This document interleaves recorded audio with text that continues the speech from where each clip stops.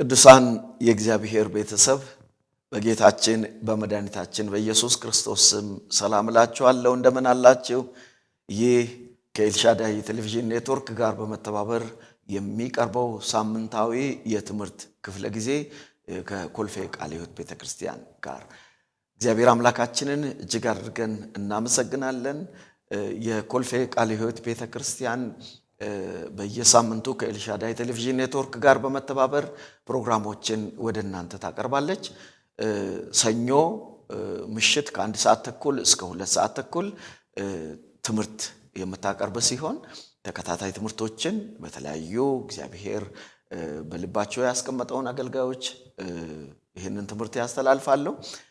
ዛሬ ደግሞ እግዚአብሔር እድለኛ አድርጎኝ ለኔ እድል ሰጥቶኝ እኔ የሐዋርያ ስራን ለናንተ አንድ በአንድ ዳሰሳውን ቀስ እያልን በሚገባን መልኩ አብረን እንማማራለን። መጋቢ ንጉሴ ጎንፋ እባላለሁ። የኮልፌ ቃለ ሕይወት ቤተክርስቲያን አገልጋይ ነኝ። ሌላው ቤተክርስቲያናችን ወደ እናንተ የምታቀርበው የቀጥታ ስርጭት ፕሮግራም ነው። ማክሰኞ ከ6 ሰዓት እስከ 8 ሰዓት ተኩል ድረስ የሚቆይ የቀጥታ ስርጭት። በዚህ ፕሮግራም ላይ የጸሎት ጊዜ እንደገና ደግሞ የእግዚአብሔርን ቃል የምንሰማበት ጊዜ፣ የአምልኮ ጊዜ፣ በተጨማሪም ደግሞ በስክሪኑ ላይ እየታየ በሚገኘው ለሚደውሉልን ስልክ ቁጥር ለሚደውሉልን ለነሱ ደግሞ የምንጸልይበት ጊዜ ይሆናል። ስለዚህ ከኛ ጋር ጌታን እንድታከብሩ ግብዣችን ነው። ሌላው የኮልፌ ቃለ ሕይወት ቤተክርስቲያን አሁን ሁለተኛ ሳምንቷን ይዛለች።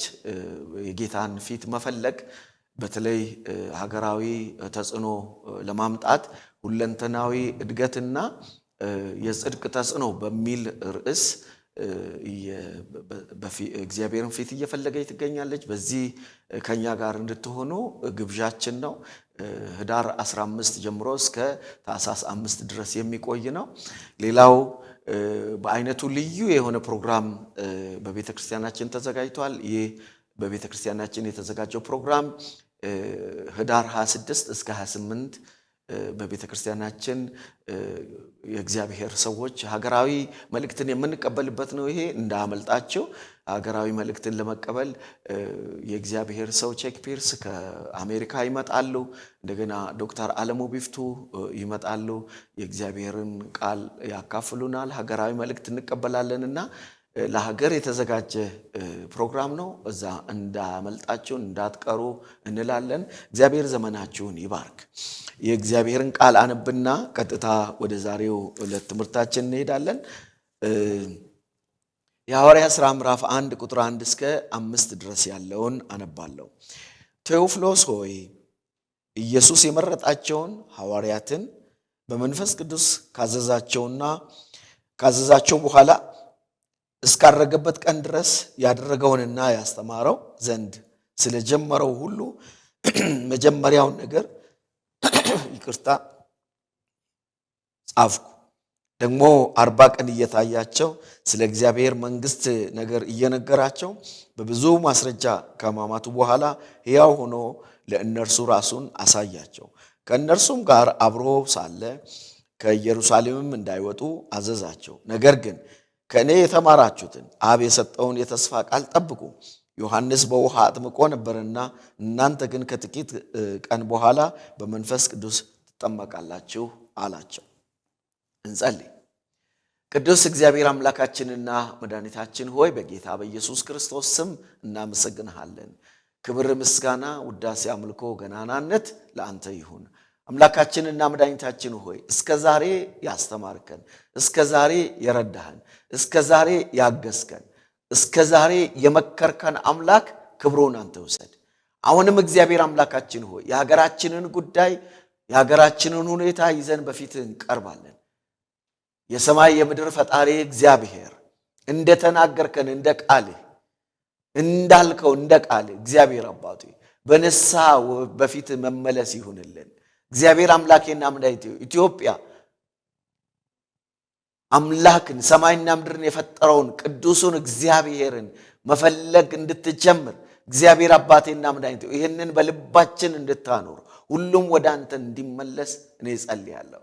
እግዚአብሔር አምላካችንና መድኃኒታችን ሆይ ሀገራችንን ሊያውክ የተነሳው የትኛውም የክፉ ኃይል በክርስቶስ ኢየሱስ ስም የተመታ ይሁን። አባታችን ሆይ እርዳን፣ አግዘን፣ አስተምረን። እግዚአብሔር አባት ሆይ ለልባችን ተናገረን። በክርስቶስ ኢየሱስ ተጀምሮ የነበረው ሥራ፣ በክርስቶስ ኢየሱስ ተጀምሮ የነበረው አገልግሎት፣ በክርስቶስ ኢየሱስ ተጀምሮ የነበረው ትምህርት እግዚአብሔር ሆይ በመንፈስ ቅዱስ ኃይል በእኛም እንዲቀጥል በሐዋርያት እንደሰራው በእኛም እንዲሰራ በክርስቶስ ኢየሱስ ስም እንለምናለን። ከፍ በል። ቀሪ ጊዜያችንን ቀሪ ዘመናችንን ባርክ። በክርስቶስ ኢየሱስ ስም አሜን። ባለፈው ሳምንት መግቢያውን ተመልክተን ነበር። የሐዋርያ ሥራ መጀመሪያ ላይ የነበረውን አንዳንድ ነገሮችን ተመልክተን ነበር። ትምህርት አንድ ላይ ያየናቸው በርካታ ነገሮችን አይተናል። መጽሐፉን የምን መጽሐፍ ተብሎ እንደሚጠራ በደንብ ለማየት ሞክረናል። የመንፈስ ቅዱስ ተግባር ወይንም የመንፈስ ቅዱስ ሥራ ተብሎ ሊጠራ እንደሚችል፣ እንደገና ደግሞ የሐዋርያት ሥራ ተብሎ ሊጠራ እንደሚችል፣ እንደገና ደግሞ የጌታችን ኢየሱስ ክርስቶስ ሥራ ተብሎ እንደሚጠራ ይህንን በስፋት ተነጋግረን ነበር። እንደገና ደግሞ ያነሳነው ሌላ ነገር ምንድነው? የሐዋርያ ሥራን ለማጥናት እንዲመቸን በሶስት አይነት መልኩ በሶስት አይነት መንገድ ከፋፍለን ማጥናት እንደምንችል ይህንንም አንስተን ነበር። የመጀመሪያው ከመልክዓ ምድር አንጻር ብለን ሐዋርያ ሥራ ምዕራፍ 1 ቁጥር 1 መሰረት ምዕራፍ 1 እስከ 7 ድረስ በኢየሩሳሌምና በይሁዳ፣ ምዕራፍ 8 እስከ 12 ደግሞ በሰማርያ አካባቢ፣ ቀጥሎ ደግሞ ከ13 እስከ 28 ያለውን ደግሞ እስከ ምድር ዳር ድረስ ወንጌል እንዴት እንደተስፋፋ የሚነግረን ነው። በዚህ መልኩ ማጥናት እንችላለን ተባብለን ነበር። ሌላው ካገለገሉት አገልጋዮች አንጻር ነው። እነዚህ በተለይ በዋናነት ስማቸው የሚነሳው የጴጥሮስና የጳውሎስ አገልግሎት ነው። ምዕራፍ 1 እስከ ምዕራፍ 12 የጴጥሮስ አገልግሎት በስፋት የሚታይበት እንደሆነና ምዕራፍ 13 እስከ 28 የጳውሎስ አገልግሎት በዋናነት በስፋት የሚታይበት እንደሆነ ይህንን ተመልክተን ነበር።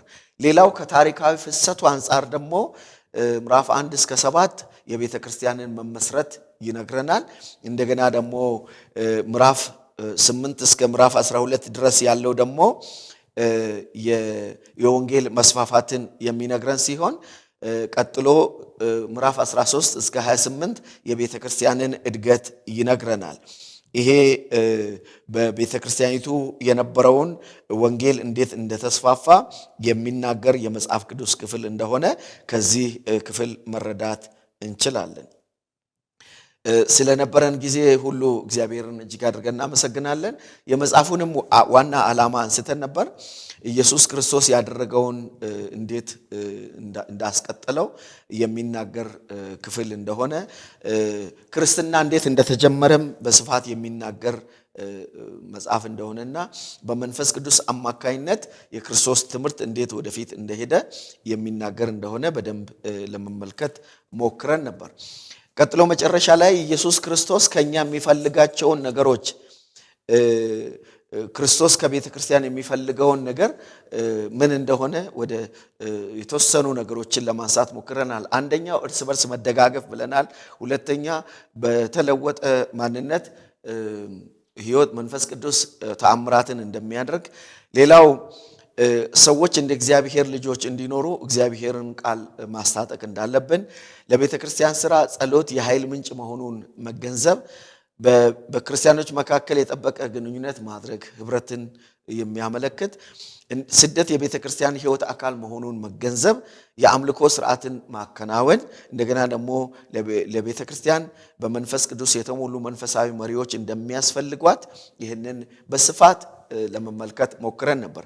መጨረሻ ላይ ከዚህ ክፍል የምንማራቸውን 3 ነጥቦችን አንስተን ነው ያበቃነው። የመጀመሪያው ከዚህ ክፍል የምንማረው ነገር ምንድነው? ከእግዚአብሔር የተሰጠንን አደራ እንዴት መወጣት እንዳለብን። ይሄን አደራ እኛ መወጣት እንዳለብን የሚያመለክት ነው። ከግልና ከቤተ ክርስቲያን የሚጠበቀውን ተግባር ማከናወን እንዳለብን፣ እንደገና ደግሞ የቤተ ክርስቲያንን እድገት መጠበቅ እንዳለብን እነዚህን ሶስቱ ነገሮች አይተን ነው ያበቃ ነው።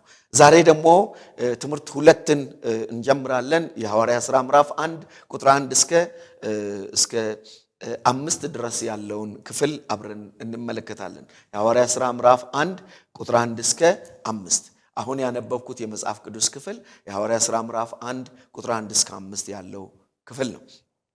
ይህ ክፍል ክርስቶስ የጀመረው ሥራና ትምህርት በእኛ ይቀጥላል በሚል ርዕስ ነው ከኔ ጋር አብረን የምንመለከተው።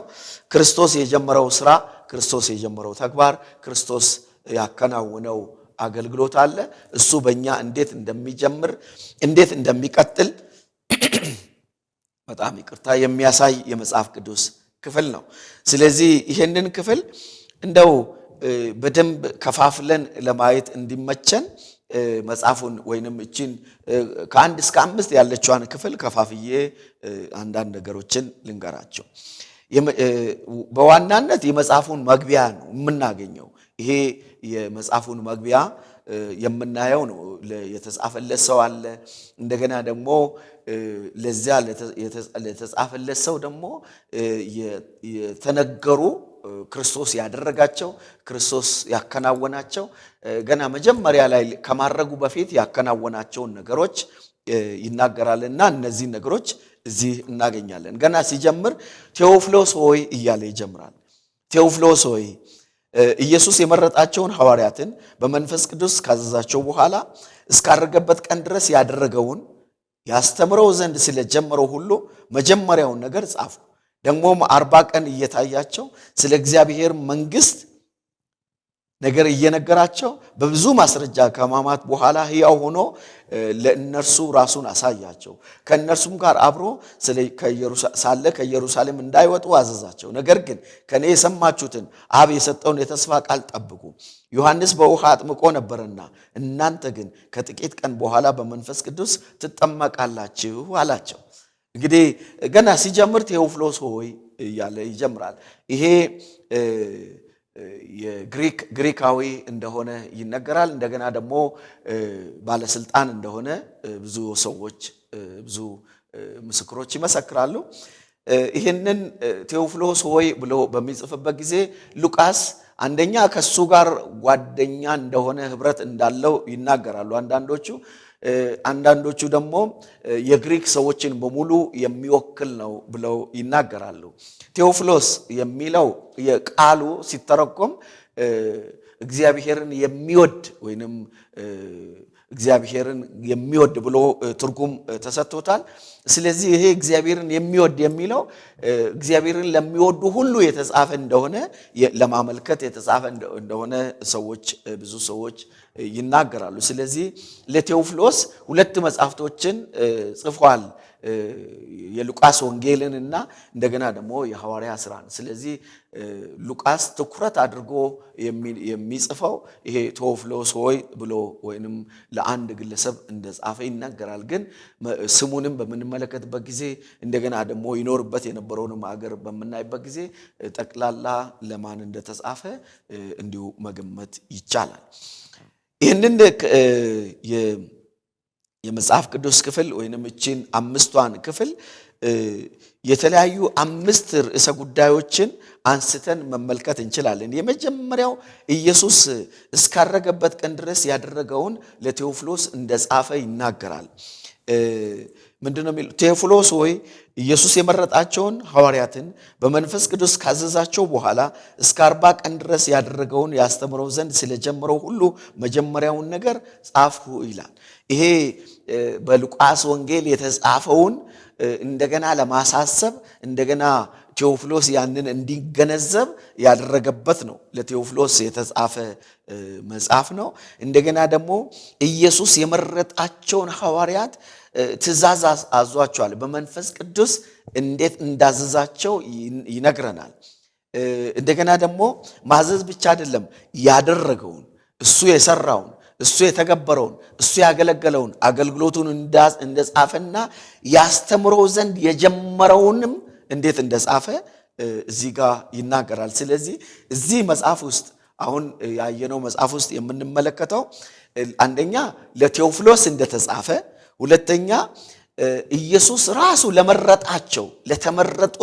ለተመረጡት በመንፈስ ቅዱስ አማካይነት ትእዛዝ እንደሰጣቸው እዚህ ክፍል ላይ እንመለከታለን። እነዚህ የተመረጡ ሐዋርያት እንደገና ደግሞ የክርስቶስ ደቀ መዝሙር ከሱ ጋር 3 ዓመት ተኩል አብሮ ያሳለፉ ደቀ መዝሙር እንደሆኑ ከዚህ መረዳት እንችላለን።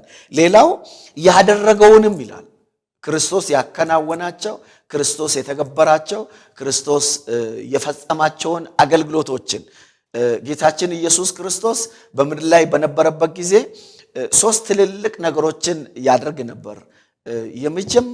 የመጀመሪያው ያስተምራቸው ነበር።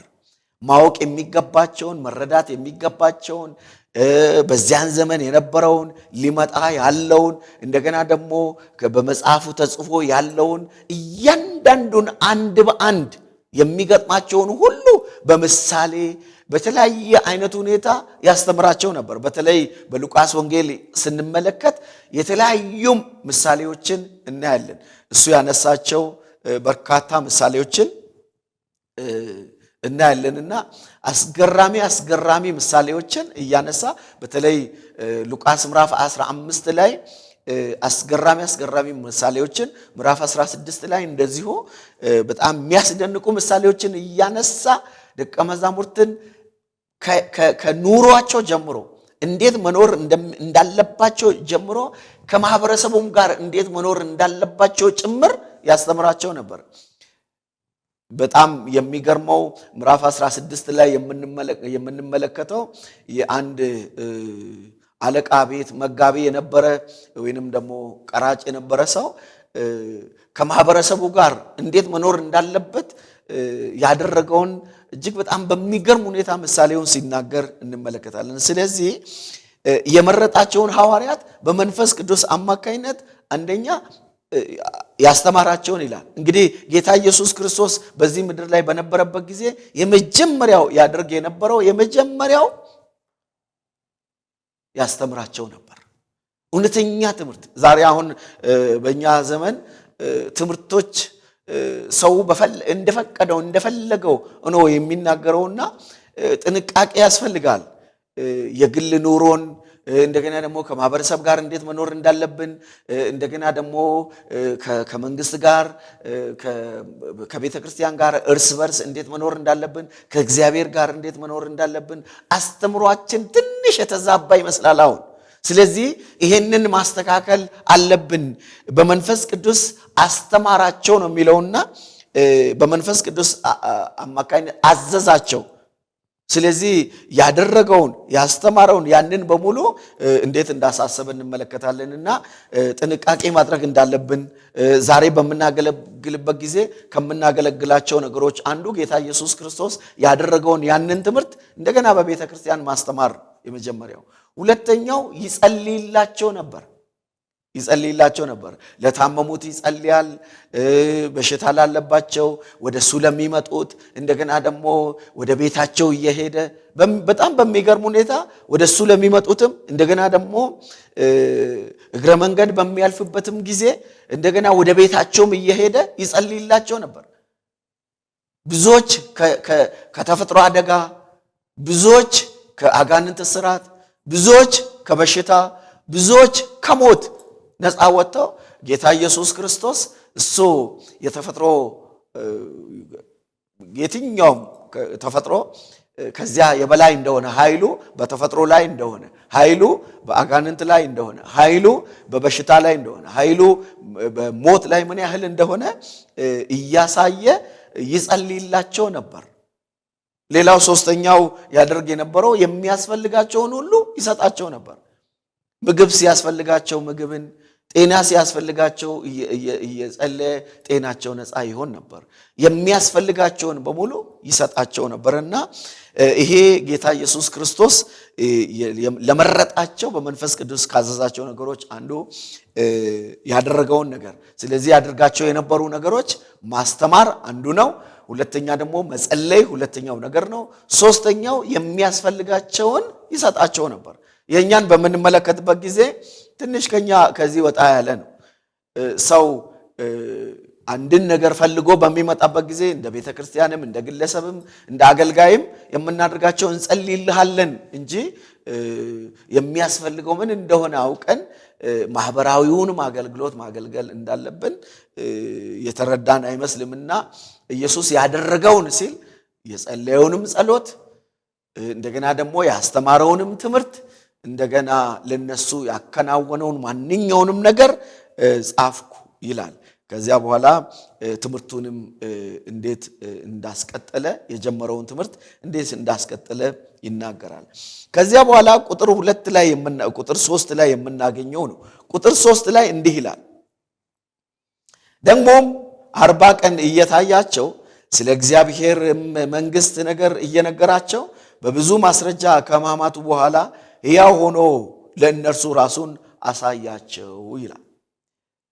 ቁጥር 3 ላይ በዋናነት አንድ ትልቅ ነገር እናገኛለን። ምዕራፍ 3 ላይ የምናገኘው የትንሣኤውን እውነተኛነት ነው።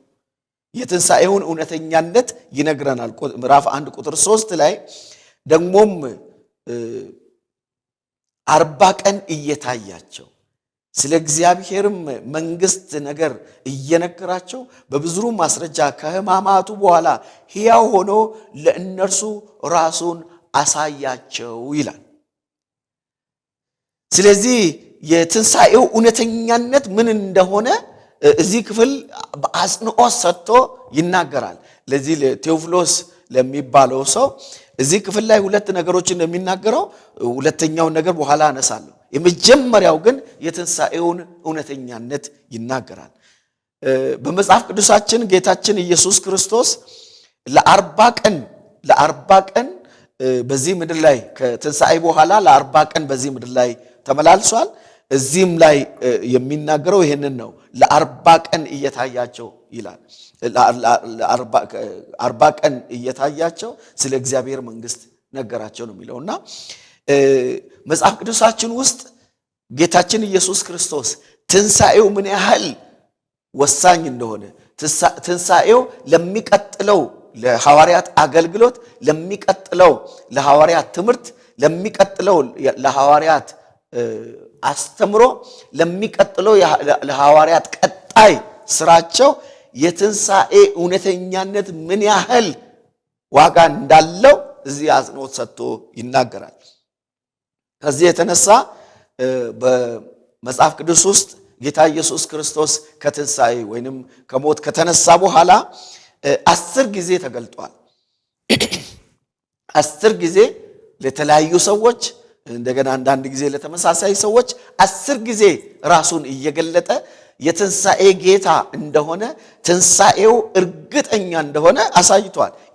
ይሄን ደግሞ ደቀ መዛሙርቱ በትክክል መረዳታቸው ለቀጣይ ሕይወታቸው፣ ለቀጣይ አገልግሎታቸው፣ ለሚጠብቃቸው ስራ እጅግ በጣም ወሳኝ ስለሆነ 40 ቀን እየታያቸው የእግዚአብሔርን መንግስት ይነግራቸው ነበር ብሎ ሉቃስ አጽንዖት ሰጥቶ የሚናገረው የትንሣኤውን እውነተኛነት ምን ያህል ወሳኝ እንደሆነ ለማሳየት ነው። ጌታችን ኢየሱስ ክርስቶስ 10 ጊዜ ራሱን የገለጠባቸውን ቦታዎች ስንመለከት የመጀመሪያው ማቴዎስ ምዕራፍ 28 ቁጥር 9 ላይ እየጻፋችሁ ያላችሁ ቀስ ብላችሁ፣ ምክንያቱም ይሄ የትንሣኤ እውነተኛነት እጅግ በጣም አስፈላጊ ነው። በተለይ በዚያን ዘመን ለነበሩ ለደቀ መዛሙርቱ፣ ለሐዋርያቱ፣ ለነዚህ ለተመረጡቱ እጅግ በጣም ወሳኝ ነበርና ለቀጣይ አገልግሎታቸው፣ ለቀጣይ ስራቸው፣ ቀጣይ ለሚጠብቃቸው ጥያቄ ምላሽ በድፍረትም እንዲናገሩ፣ በኋላ ላይ ያነሳለሁ፣ በድፍረትም እንዲናገሩ ይሄ የትንሣኤ እውነተኛነት እጅግ በጣም ወሳኝ ስለነበረ ማቴዎስ ምዕራፍ 28 ቁጥር 9 ላይ እንደታየ ይናገራል። ማቴዎስ ምዕራፍ 28 ቁጥር 9 ላይ እንዲህ ይላል፣ ለመቅደላዊት ማርያምና ለሌላኛይቱ ማርያም የተገለጠ ወይንም ደግሞ የታየ ወይንም ክርስቶስ ራሱን ያሳየ መገለጥ ነው። ከትንሣኤ በኋላ የመጀመሪያ መገለጥ ነው እሱ። እነሆም ኢየሱስ አገኛቸውና ደስ ይበላችሁ አላቸው። እነርሱም ቀርበው እግሩን ይዘው ሰገዱለት ይላል። ማርያምና መግደላዊት ማርያም ወይንም ደግሞ መግደላዊት ማርያምና ሌላኛይቱ ማርያም ወደ መቃብሩ ሄደው ማን ያንከባልልናል ብለው ጥያቄ እየጠየቁ እያሉ መልአኩ ድንጋዩን አንከባሎ ቆመ፣ ቁጭ አለበት። ከዚያ በኋላ ሕያውን ከሙታን ለምን ትፈልጋላችሁ ብሎ ከነገራቸው በኋላ ሲመለሱ በጣም አዝነው ሲመለሱ ጌታ ኢየሱስ ክርስቶስ ራሱን ገለጠላቸው፣ ራሱን አሳያቸውና አገኛቸውን። ክፍሉ እንዲህ ይላል፣ እነሆም ኢየሱስ አገኛቸውና ደስ ይበላችሁ ከትንሣኤ በኋላ እነርሱም ቀርበው እግሩን ይዘው ሰገዱለት ይላል። ቀጥሎ ያለውን እናንተ በደንብ መመልከት ትችላላችሁ። ስለዚህ ከዚህ ክፍል የምንማረው ምንድነው? ኢየሱስ ክርስቶስ ሞቶ አልቀረም፣ ተነስቷል። እሱ የትንሣኤ ጌታ ነው። ክብር ለአምላካችን ለእግዚአብሔር ይሁን። ይሄ ለሕይወታችን ዛሬም ለኛ ለሕይወታችን ትልቅ ትርጉም ያለው ቃል ነው። በተለይ ሐዋርያ ሥራ እነዚህን ሁለቱን የትንሣኤ ኃይልና የመንፈስ ቅዱስ ሥራ የሚሉ በዋናነት መጽሐፉ ላይ የሚታዩ ትልልቅ ነገሮች ናቸው በዋናነት። ስለዚህ ለዚህ ነው 40 ቀን እየታያቸው የትንሣኤውን ኃይል ወይንም የትንሣኤውን እውነተኛነት እንደነገራቸው የምናየው። ሌላው ክርስቶስ ራሱን ከገለጠበት ቦታ ሁለተኛው ማቴዎስ ምዕራፍ 28 ቁጥር 16 እስከ 17 ነው። ለ11 ደቀ መዛሙርት ነው እዚህ የታየው።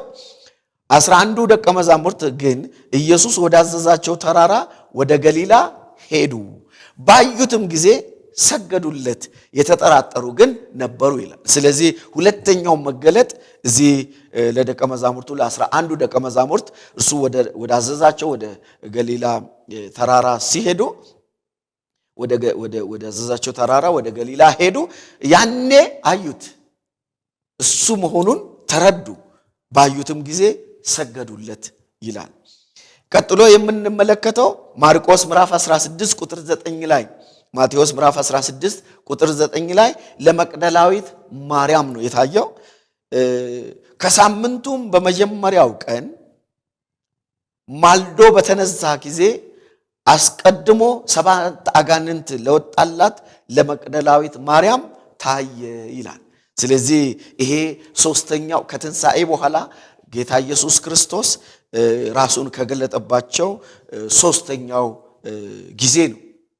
ሌላኛው አራተኛው ሉቃስ ምዕራፍ 24 ቁጥር 15 እስከ 31 ያለው ነው። ይሄ ለኤማውስ መንገደኞች ነው። ሉቃስ ምዕራፍ 24 ሁላችንም እንደምናውቀው እነዚህ የትኞቹ ደቀ መዛሙርት እንደሆኑ አይታወቁም። ግን ጌታ ኢየሱስ ክርስቶስ እነሳለሁ ብለው ነበር።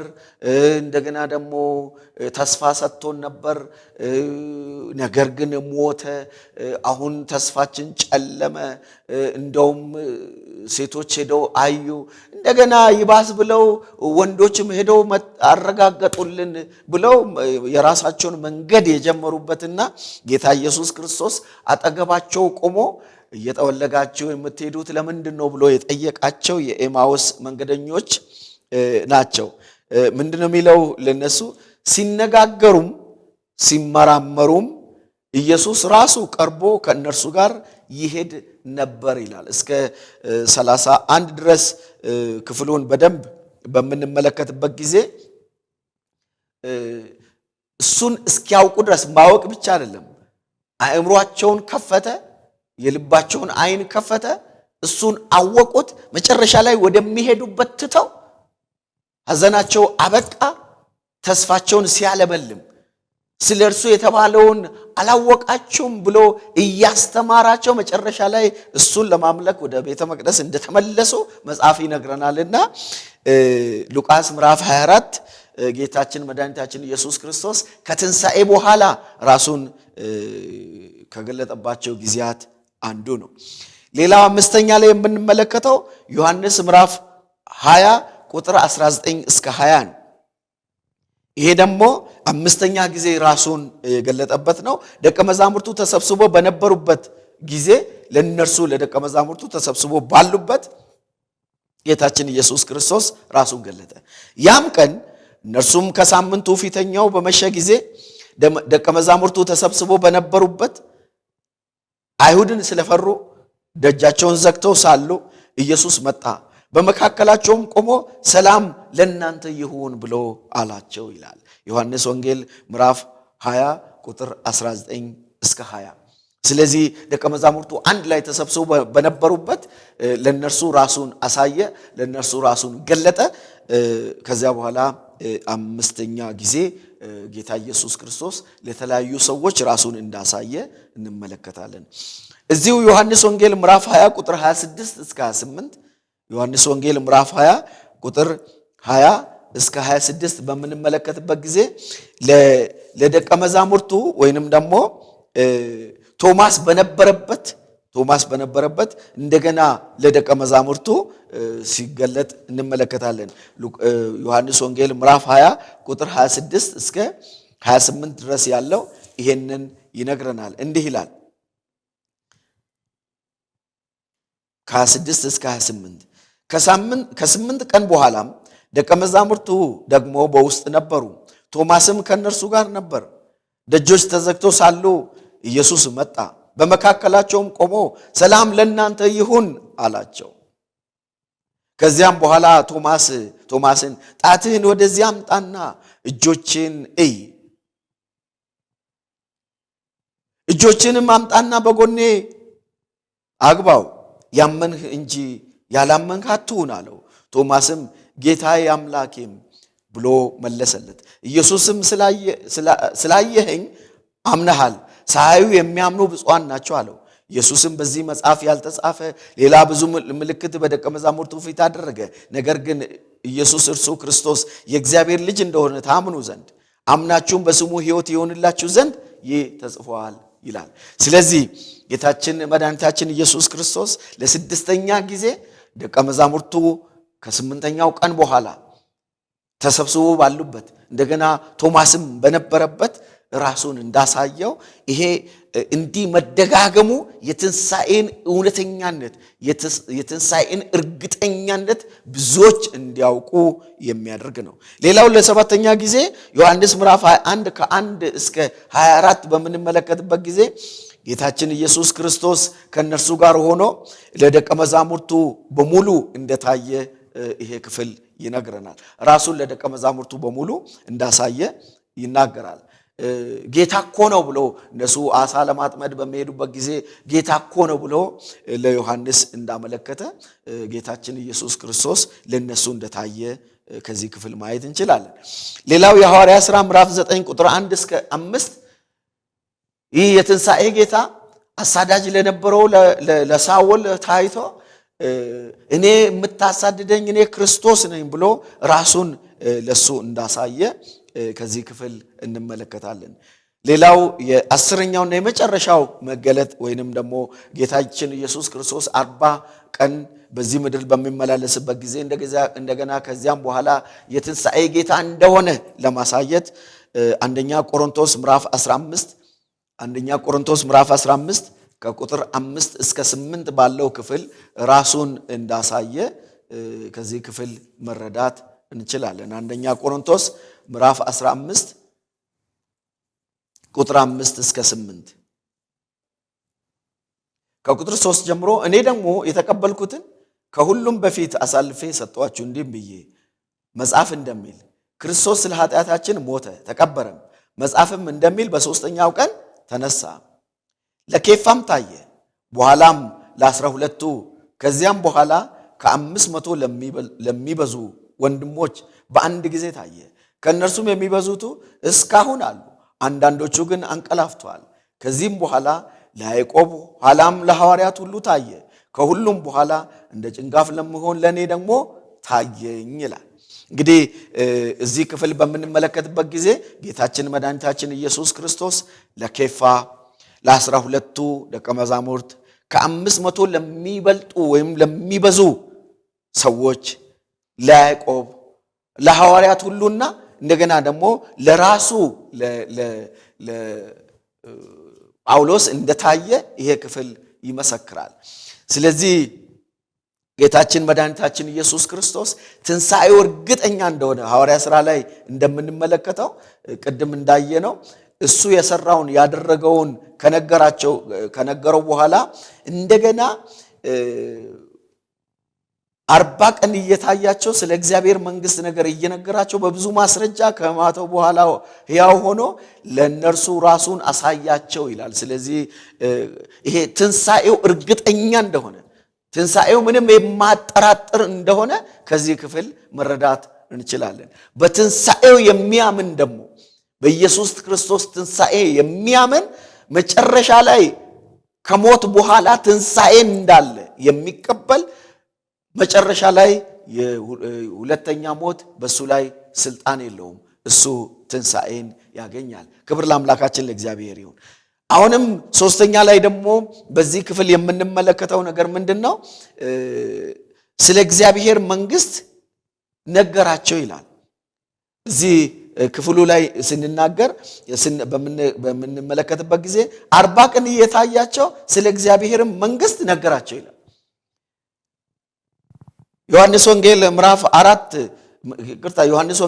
14 ቁጥር 1 እስከ 5 በምንመለከትበት ጊዜ ምዕራፍ 14 ከቁጥር 1 እስከ 5 ስንመለከት እንዲህ የሚል ቃል እናገኛለን። ልባችሁ አይታወክ፣ በእግዚአብሔር እመኑ፣ በእኔም ደግሞ እመኑ። በአባቴ ቤት ብዙ መኖሪያ አለ። እንግዲያውስ ባይሆን ባልኋችሁ ነበር። ስፍራ አዘጋጅላችሁ ዘንድ እሄዳለሁና እጄም ስፍራ ባዘጋጀሁላችሁ እኔ ባለሁበት እናንተ ደግሞ እንድትሆኑ ሁለተኛ እመጣለሁ፣ ወደ እኔም እወስዳችኋለሁ። ወደምሄድበትም ታውቃላችሁ፣ መንገዱንም ታውቃላችሁ። ቶማስም ጌታ ሆይ ወደምትሄድበት አናውቅም፣ እንዴትስ መንገዱን እናውቃለን አለው። ኢየሱስም እኔ መንገድና እውነት ሕይወትም ነኝ፣ በእኔ በቀር ወደ አብ የሚመጣ የለም። እኔን ብታውቁኝ አባቴን ደግሞ ባወቃችሁ ነበር።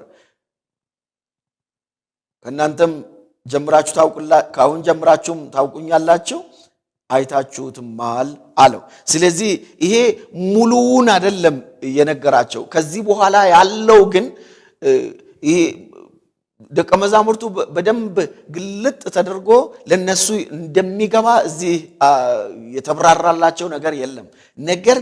ነገር ግን የእግዚአብሔርን መንግስት እንደነገራቸው ከዚህ ክፍል መረዳት እንችላለን።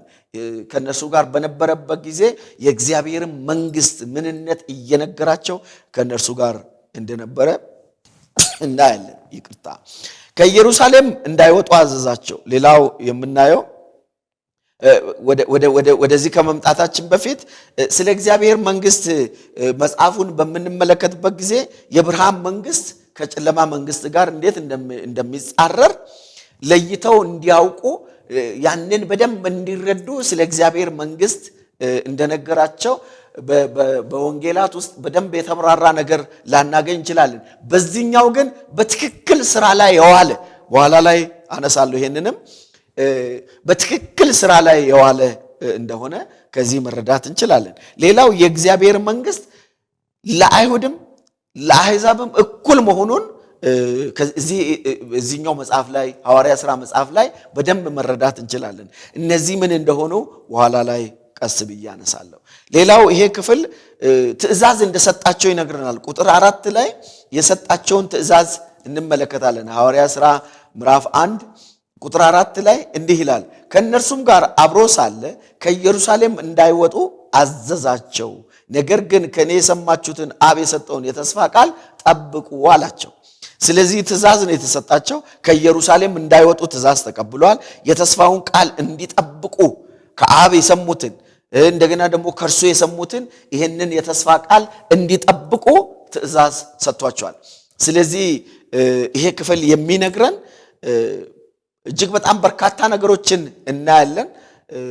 መጀመሪያ ላይ ጌታችን መድኃኒታችን ኢየሱስ ክርስቶስ የሰራውን የተገበረውን ሊያስተምር ዘንድ የጀመረውን ያንን ትምህርት ያሳያቸዋል። እንዴት መቀጠል እንዳለባቸው ይናገራል። ሁለተኛው ደግሞ የትንሣኤን ኃይል ትንሣኤ እርግጠኛ እንደሆነ በዚህ ክፍል መረዳት እንችላለን። ሌላው ሶስተኛው የእግዚአብሔር መንግስት ምን እንደሆነ በደንብ መረዳት ነበረባቸው። በደንብ እንዲያውቁ ማብራራት ነበረበትና ይሄ የብርሃን የጨለማ ተብሎ የሚለየውን እንደገና ደግሞ ለአይሁድ እንደገና ለአሕዛብ የሚለው የእግዚአብሔር መንግስት ትርጉሙ ምንድነው የሚለውን በደንብ እንዲረዱ ይሄንን ይናገራል። ሌላው ትእዛዝ ነው የሰጣቸው። አብ የሰሙት ነገር አለ፣ እንደገና ደግሞ ከራሱ የሰሙት ነገር አለ። ይሄንን የተስፋ ቃል እንዲጠብቁ የተስፋውን ቃል መጠበቅ እንዳለባቸው እንደገና ደግሞ ከኢየሩሳሌም መንፈስ ቅዱስን እስኪቀበሉ ድረስ ከኢየሩሳሌም መውጣት እንደሌለባቸው ይናገራል። ሌላው ቁጥር 5 ላይ በመንፈስ ቅዱስ እንደሚጠመቁ ተስፋን ሰጣቸው። ቁጥር 5 እንዲህ ይላል፣ ዮሐንስ በውሃ አጥምቆ ነበርና እናንተ ግን ከጥቂት ቀን በኋላ በመንፈስ ቅዱስ ትጠመቃላችሁ አላቸው። እንግዲህ መንፈስ ቅዱስን እንደሚቀበሉ መንፈስ ቅዱስ እንደሚመጣ በመንፈስ ቅዱስ እንደሚሞሉ ከመንፈስ ቅዱስ ኃይልን እንደሚቀበሉ የሚናገር የመጽሐፍ ቅዱስ ክፍል ነው። እንግዲህ ክርስቶስ በእኛ የጀመረውን ተግባርና ትምህርት በእኛ ይቀጥላል። ክብር ለአምላካችን ለእግዚአብሔር ይሁን። ክርስቶስ በእኛ የጀመረውን በእኛ የጀመረውን ወይም ክርስቶስ የጀመረውን ያንን ተግባር ያንን ትምህርት በእኛም ይቀጥላል። ታዲያ ከኛ ምን ይጠበቃል የሚለውን 3 ትልልቅ ነገሮችን ከዚህ ክፍል ላሳያቸው። ከኛ የሚጠበቀው ትልቁ ነገር የመጀመሪያው የትንሣኤውን እውነተኛነት ማመን። ትንሣኤው እውነተኛ ነው። ክብር ለአምላካችን ለእግዚአብሔር ይሁን። በተለይ በሐዋርያት ዘንድ በምንመለከትበት ጊዜ እነሱ አስተምሮውን ሲያስተምሩ ክርስቶስ አልተነሳም ብሎ የሚያምኑ በጣም በርካታ ነበሩና የትንሣኤው ምልክት ይሆን ዘንድ ለብዙዎች ታይቷል። ቅድም እንዳየነው 10 ጊዜ ተገልጦ እናገኛለን። ስለዚህ ይሄ የትንሣኤው ምልክት ነው። በብዙ ማስረጃ አረጋግጧል።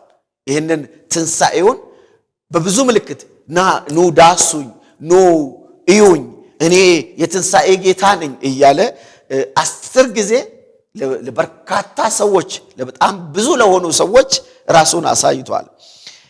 ሕያው መሆኑን በፍጹም እርግጠኛነት እንዲያውቁ አደረገ። አይሁድ ምልክት ይጠይቁ ነበር።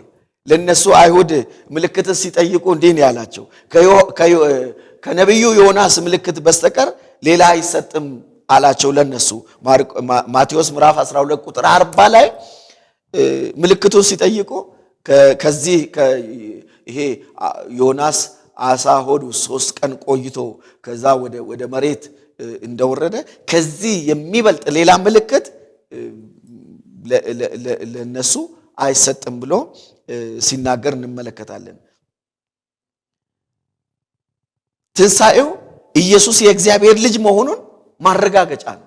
ስለዚህ ጴጥሮስ ሐዋርያትም ሲመሰክሩ ይሄንን እውነት ነው የተጠቀሙበት። ቅድም እንደነገርኳቸው ሐዋርያት ምስክርነታቸውን ሲናገሩ፣ ሐዋርያት ምስክርነታቸውን ሲሰጡ እናንተ ገደላችሁት፣ እናንተ ሰቀላችሁት፣ እግዚአብሔር ግን ከሙታን አስነሳው፣ እሱ በዚያ የለም፣ በእርሱ የሚያምን የዘላለም ሕይወት ያገኛል። እሱ የትንሣኤ ጌታ ነው። ሞት ሊይዘው አልቻለም። ምናልባት ከዚያም በፊት ከዚያም በኋላ ሰዎች ከሞት ተነስተው ሊሆን ይችላል። የክርስቶስን ትንሣኤ ልዩ የሚያደርገው እነዚያ ሰዎች ከተነሱ በኋላ ተመልሰው ሞተዋል። ጌታችን መድኃኒታችን ኢየሱስ ክርስቶስ ግን ከትንሣኤ በኋላ አረገ።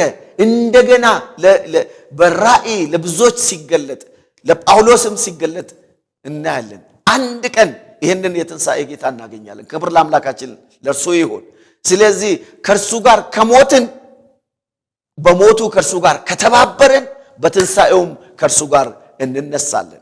ስለዚህ እርግጠኛ መሆን ያለብን የክርስቶስ የጀመረው ትምህርት፣ ክርስቶስ የጀመረው አገልግሎት፣ ክርስቶስ የጀመረው ስራ በእኛ እንዲቀጥል ማድረግ የሚገባን ትልቁ ነገር ከኛ የሚጠበቀው ምንድን ነው ብለን ብንል የትንሣኤውን እውነተኛነት ማመን። ክርስቶስ ተነስቷል። ክርስቶስ ተነስቷል። ክብር ለአምላካችን ለእግዚአብሔር ይሁን። ክርስቶስ ተነስቷል። ክርስቶስ ተነስቷል። በምድር ላይ ለብዙዎች ታይቷል። እንደገና ደግሞ በራእይ ለጳውሎስ ሲገለጥ እንመለከታለን። ክብር ለአምላካችን ለእግዚአብሔር ይሁን። ሌላው ሁለተኛውን ነገር ልንገራችሁ። ክርስቶስ የጀመረው ተግባርና ትምህርት በእኛ እንዲቀጥል ምንድነው ማድረግ የሚገባን ብለን ብንል ስለ እግዚአብሔር መንግስት ትክክለኛ ግንዛቤ መያዝ ነው። ቁጥር 3 ላይ 40 ቀን ከነሱ ጋር እየታያቸው ስለ እግዚአብሔር መንግስት እየነገራቸው ይላል። ይህ የእግዚአብሔር መንግስት የራሱ የሆነ ባህሪ አለው። ይህንን ባህሪ አለመረዳት፣ ይህንን ባህሪ በትክክል አለመገንዘብ ብዙ ሰዎች ስለ እግዚአብሔር መንግስት ባህሪ ሊያውቁ አልቻሉም፣ ሊረዱ አልቻሉም። በዚያን ዘመን የነበሩ አይሁዶች ራሱ በሁለት ተከፋፍለው ነበር። ከዚህ ከእግዚአብሔር መንግስት አንጻር የመጀመሪያው ያላመኑ አይሁዶች ናቸው። እነዚህ ያላመኑ አይሁዳውያን ስለ ወንጌል ያላቸው አመለካከት የተዛባ ነበር። ስለ እግዚአብሔር መንግስት ወደ እግዚአብሔር መንግስት መግባት የሚቻለው በምን እንደሆነ በፍጹም ግንዛቤ የላቸውም። ሌላው ደግሞ ያመኑ አይሁዶችም እንደገና ስለ እግዚአብሔር መንግስት ያላቸው አመለካከት የተዛባ ነበር። ይሄ የእግዚአብሔር መንግስት ለኛ ብቻ ነው ብሎ ያስቡ ነበር። ስለ እግዚአብሔር መንግስት አሕዛብ የእግዚአብሔር መንግስት አይወርሱም፣ የእግዚአብሔር መንግስት ለእግዚአብሔር መንግስት እድል ፈንታ የላቸውም ብለው ያስቡ ነበር። ከሐዋርያት ሥራ አንጻር የእግዚአብሔር መንግስት በሁለት ከፋፍለን እንደው ሰዎች ካላቸው ግንዛቤ በመነሳት በሁለት ቦታ ከፋፍለን ማየት እንችላለን። አንደኛው የብርሃን መንግስትና የጨለማ መንግስት። የእግዚአብሔር መንግስት በሚያብራራበት ጊዜ ቀድሞ ከዘፍጥረት ጀምሮ ስንመለከት ፍጥረት ከመውደቁ በፊት አዳም ሔዋን በኃጢአት ከመውደቃቸው በፊት እግዚአብሔር መንግስቱን በምድር ላይ መስርቶ ከሰው ጋር እየተገናኘ ሕገ መንግስቱን ለሰው ሰጥቶ ከእግዚአብሔር ጋር ሰው እንዲገናኝ አድርጎ ከሰው ጋር ይመላለስ ነበር። ነገር ግን የጨለማ መንግስት፣ የሰይጣን መንግስቴን ከፍ አድርጋለሁ ብሎ ይህንን የእግዚአብሔርን መንግስት ሲጻረር በምድር ላይ ኃጢአት ነገሰ። ኃጢአት ከነገሰ በኋላ የብርሃን መንግስትና የጨለማ መንግስት ተብሎ ለሁለት ተለየ። በክርስቶስ የሚያምን የእግዚአብሔር መንግስት ልጆች ሲሆኑ፣ በክርስቶስ የማያምኑ ደግሞ የሰይጣን መንግስት ልጆች ናቸው። ይሄ ሁለቱ መንግስት ነው ያለው፣ ሌላ መንግስት የለም። ስለዚህ ስለ እግዚአብሔር መንግስት በትክክል መረዳት መቻል አለብን። በክርስቶስ የሚያምኑ ለዚህ ነው ልባችሁ አይታወክ፣ በእግዚአብሔር እመኑ፣ በእኔ ደግሞ እመኑ። በአባቴ ቤት ብዙ መኖሪያ አለ፣ ሄጄ ስፍራ አዘጋጅላችኋለሁ፣ እኔ ባለሁበት እናንተ እንድትሆኑ መጥቼ ወስዳችኋለሁ ያለው። ይሄ ሁለቱ መንግስት ብቻ ነው ያለው፣ የብርሃን መንግስት ወይ የጨለማ መንግስት። ማንም እንዳታለን፣ ሌላ መንግስት የለም። የእግዚአብሔር መንግስት ብርሃን ናት። የእግዚአብሔር መንግስት ሕይወት ናት። የእግዚአብሔር መንግስት ዘላለም ናት፣ ለዘላለም ከእርሱ ጋር መኖር። የጨለማው መንግስት ግን መጨረሻው ውጤቱ የእሳት ባህር ነው። ስለዚህ ይህንን ልዩነቱን በደንብ እንዲያውቁ ቀደም ብሎ ስለ እግዚአብሔር መንግስት ግንዛቤ ሊኖራቸው ይገባ ነበር። ዛሬም እኛ ጌታችን ኢየሱስ ክርስቶስ የጀመረውን ይህንን ትምህርት ለማስቀጠል ስለ እግዚአብሔር መንግስት ግንዛቤ ሊኖረን ይገባል። ሌላው የእስራኤል ቤተክርስቲያን መንግስትና የአሕዛብ ቤተክርስቲያን መንግስት፣ በተለይ እነዚህ ያመኑ አይሁዶች አንድ ግንዛቤ ነበራቸው። ይሄ የእግዚአብሔር መንግስት ለአሕዛብ አይሆንም፣ ቢያምኑም እንኳን ለአሕዛብ አይሆንም ብለው እንደ ሙሴ ሕግ መገረዝ አለባቸው፣ የሙሴን ስርዓት መጠበቅ አለባችሁ ብሎ ያስተምሩ ነበር። በእነሱም መካከል መከፋፈልን ፈጠረ። ከዚያ በኋላ መገረዝ ሳይሆን ሕግን መጠበቅ ሳይሆን በክርስቶስ ኢየሱስ ማመን ይህንን የእግዚአብሔርን መንግስት ያስወርሳል፣ ያስገኛል ብሎ መጨረሻ ላይ ውሳኔ ሲያስተላልፉ እንመለከታለን። ስለዚህ አሕዛብ የለም፣ ግሪክ የለም፣ አይሁዳዊ የለም። በክርስቶስ ኢየሱስ ያመነ ሁሉ የእግዚአብሔር መንግስት ወራሽ ነው። ክብር ለአምላካችን ለእግዚአብሔር ይሁን። ይህንን ግንዛቤ ሊኖረን ይገባል። ይህንን ግንዛቤ ሳይኖረን ተከፋፍለን ተከፋፍለን አንዱን የበላይ አድርገን አንዱን የበታች አድርገን ከፋፍለን የምናይ ከሆነ እንደ ፈሪሳዊውና እንደ ቀራጩ ራሳችንን የምናመጻድቅ ከሆነ እንደዚህ ፈሪሳዊ ስላላደረከኝ ብለን የምንናገር ከሆነ የእግዚአብሔር መንግስት እንደገና ግንዛቤ ያስፈልጋልና ስለ እግዚአብሔር መንግስት ግንዛቤ ሊኖረን ይገባል። ሌላው በመንፈስ ቅዱስ ኃይል መደገፍ ነው። ቁጥር 5 ላይ ምንድነው የሚለው? ከኔ የሰማችሁትን አብ የሰጠውን የተስፋ ቃል ጠብቁ። ዮሐንስ በውሃ አጥምቆ ነበርና እናንተ ግን ከጥቂት ቀን በኋላ በመንፈስ ቅዱስ ትጠመቃላችሁ አላቸው። በመንፈስ ቅዱስ ኃይል መደገፍ፣ እነዚህ መንፈስ ቅዱስ በእናንተ ላይ እስኪወርድ ድረስ በኢየሩሳሌም ቆዩ አላቸው። እንደገና ቁጥር 8 ላይ ነገር ግን መንፈስ ቅዱስ በእናንተ ላይ በወረደ ጊዜ ኃይልን ትቀበላላችሁ፣ ከኢየሩሳሌም፣ ይሁዳ፣ ሰማርያ እስከ ምድር ዳር ድረስ ምስክሮቼ ትሆናላችኋል። ሉቃስ ምዕራፍ 24 ቁጥር 49 ላይ እኔም አባቴ የሰጠውን የተስፋ ቃል እልክላችኋለሁ ሲል እናያለን። እንደገና ደግሞ ሉቃስ 24 47 ላይም ከኢየሩሳሌም ጀምሮ ለሕዝብ ሁሉ ንስሐና የኃጢአት ስርየት በስሙ ይሰበካል፣ እናንተ ግን ኃይልን እስክትቀበሉ ድረስ በኢየሩሳሌም ቆዩ ይላል። ቁጥር 4 ላይ ስራውን የምንሰራው በተቀበልነው ወይንም ከላይ በተቀበልነው በመንፈስ ቅዱስ ኃይል ከላይ በተቀበልነው ልክ እንደሆነ መረዳት እዚህ ክፍል ያስፈልገናል። ስለዚህ ይህ ክፍል የሚያሳየን ትልቁ ነገር የትንሣኤን ኃይል ትልቁ ነገር የሚያሳየን ምንድነው ብለን ብንል በመንፈስ ቅዱስ መደገፍ፣ ትልቁ ነገር የእግዚአብሔር መንግስት መረዳት። ክብር ለአምላካችን ለእግዚአብሔር ይሁን። ስለዚህ ወገኖቼ እስቲ ቆም ብለን እናስብ።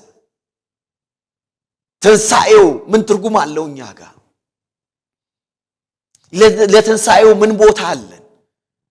ቅድም ጴጥሮስ ሐዋርያ ሥራ ምዕራፍ 3 ላይ ይናገር እንደነበረው ወይንም ሲናገር እንዳየነው ዛሬም ቆም ብለን ማሰብ ያለብን ይህንን የትንሣኤውን ጌታ እናንተ ሰቀላችሁት፣ እናንተ ገደላችሁት፣ እርሱ ግን ከሞት አስነሳው፣ ልጁን ሊያከብረው ይህንን አደረገ።